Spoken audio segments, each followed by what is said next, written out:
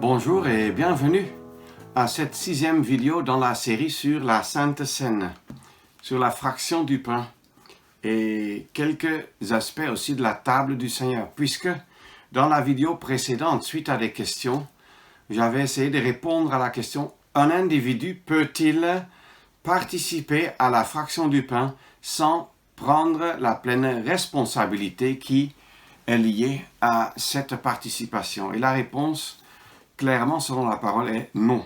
Si quelqu'un est ignorant, on peut l'enseigner pour qu'il puisse avancer. Mais si quelqu'un reste dans l'ignorance ou retourne à l'ignorance pour placer de côté les principes de la parole, ça, c'est une impossibilité.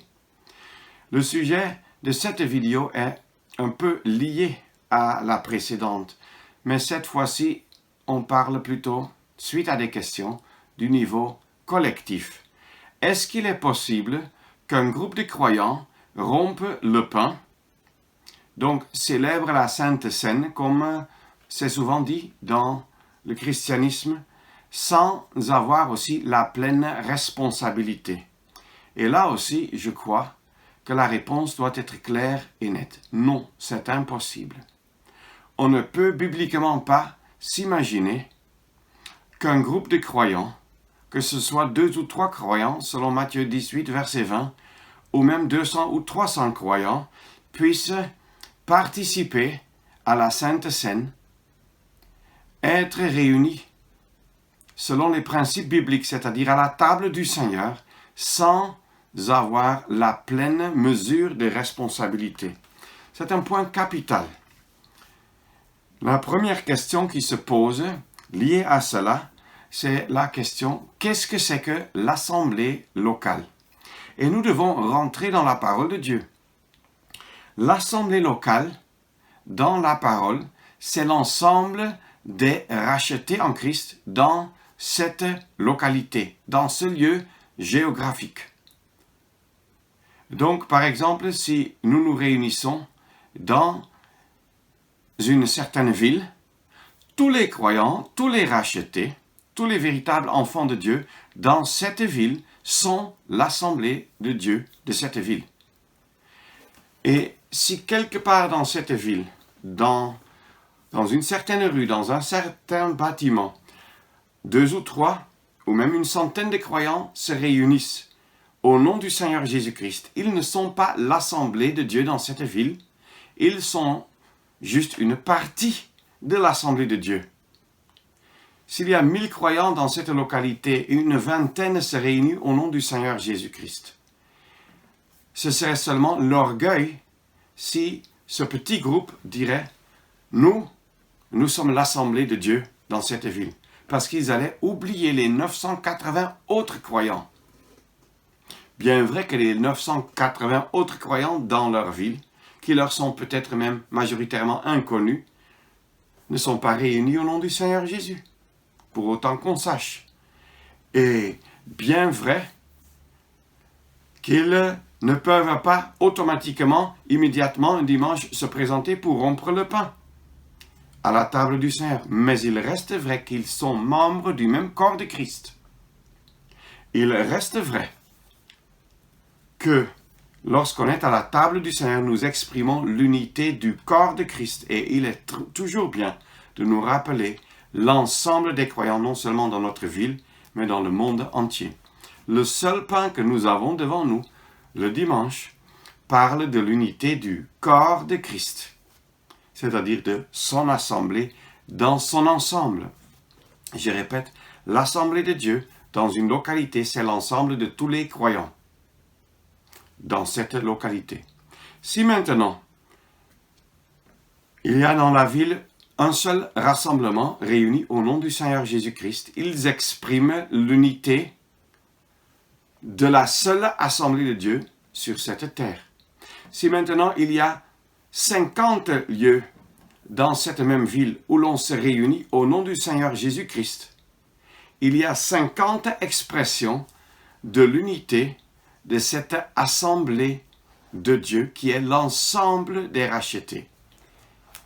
Et il serait bien de nous rappeler que nos réunions, les réunions des chrétiens qui qui veulent être réunis au nom du Seigneur Jésus-Christ ne sont pas l'assemblée. Nous ne sommes qu'une petite partie de l'assemblée. Mais nous voulons exprimer tout ce qui est précieux et tout ce qui a de la valeur devant les yeux de Dieu dans son assemblée, dans l'ensemble. Donc, ce que l'assemblée dans son ensemble est devant le cœur du Seigneur Jésus-Christ et dans le cœur de Dieu le Père, alors un petit groupe de croyants réunis au nom du Seigneur Jésus-Christ peut exprimer cela sans prétention d'être l'assemblée de Dieu. Et on répète, dans une ville, il peut même y avoir 50 lieux où des croyants sont réunis au nom du Seigneur Jésus-Christ.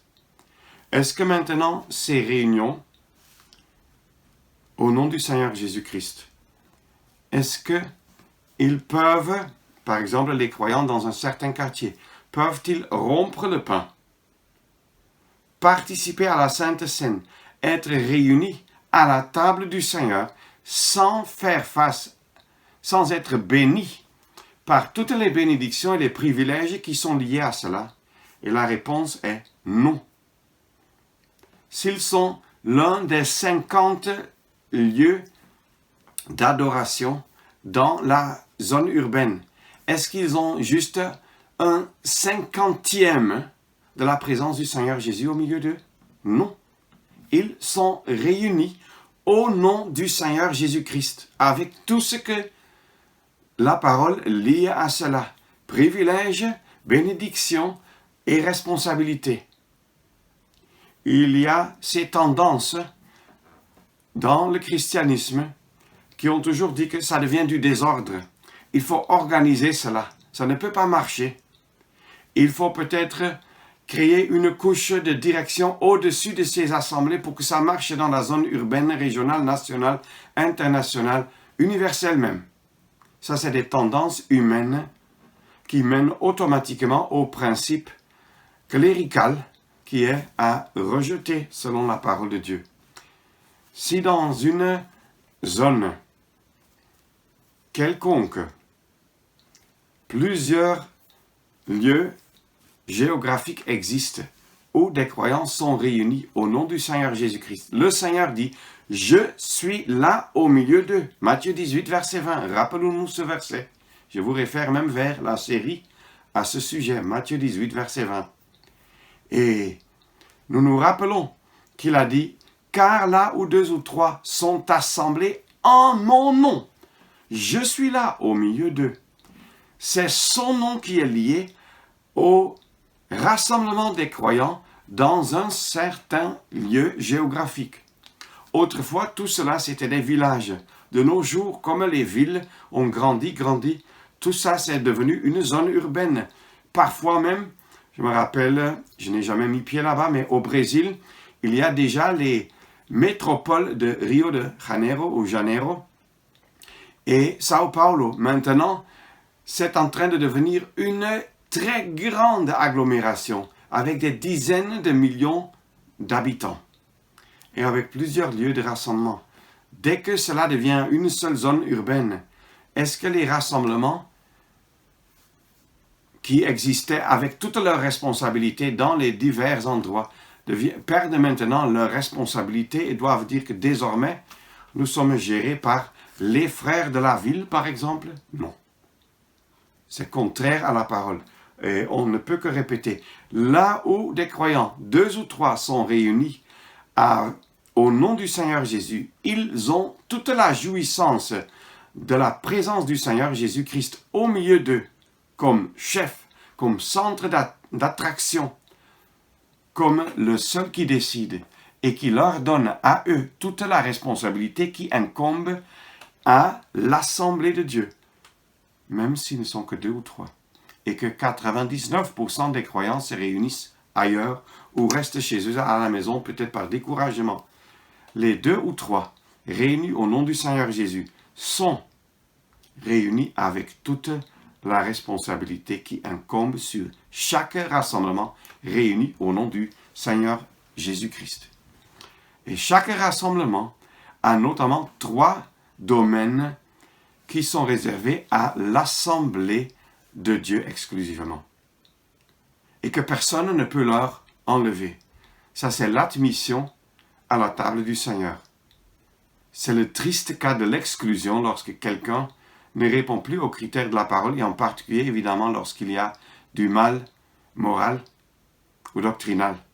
1 Corinthiens 5 pour le mal moral, c'est un exemple. 2 Jean et aussi Galates 5 qui nous montrent le levain des fausses doctrines qui s'attaquent à l'évangile et à la personne de Christ. Alors, c'est la responsabilité que nous trouvons dans Matthieu 18, que l'assemblée réunie au nom du Seigneur Jésus-Christ, dans ce lieu géographique, lie le péché à la personne, vice-versa. Constate que la personne ne veut pas se repentir, mais au contraire se plaît dans le péché, continue et persévère là-dedans, et rejette les avertissements, les exhortations. Donc ça, c'est lier le péché. Et encore la troisième catégorie, qui est seulement et exclusivement l'autorité de l'Assemblée de Dieu, représentée par le rassemblement des 2 ou 3 réunis au nom du Seigneur Jésus-Christ. C'est de délier le péché de la personne. C'est quand celui qui avait été exclu comme méchant se repent, confesse ses péchés devant Dieu et devant les concernés. Et là, ça vient aux oreilles de l'Assemblée, et quelques frères, de la part de l'Assemblée, se rapprochent de lui pour s'enquérir et constatent qu'effectivement, alors qu'auparavant, il ne voulait se dissocier avec son péché, maintenant, il s'en est dissocié, il condamne, il juge sa vie dans le mal, et il a confessé cela, il s'en est repenti. C'est là qu'ils doivent délier le péché et la personne qui avait commis ce péché. C'est là qu'ensuite ils peuvent ratifier leur amour, c'est-à-dire prouver leur amour de nouveau, selon 2 Corinthiens 2. Ce n'est pas un acte formel, c'est plutôt effectivement prouver par les actes des individus l'amour envers un tel, c'est-à-dire que l'Assemblée constate que la personne n'est plus à considérer comme un méchant et peut déjà être traitée comme frère, comme sœur en Christ. Et l'étape finale, évidemment, serait, si le Seigneur le permet, que tôt ou tard, cette même personne puisse de nouveau participer à la Sainte Seine, à la fraction du pain donc, à la table du Seigneur. Ça, c'est les responsabilités qui incombent sur le rassemblement réuni au nom du Seigneur Jésus. Et dans une prochaine vidéo, nous voulons encore voir quelques éléments liés à ce sujet.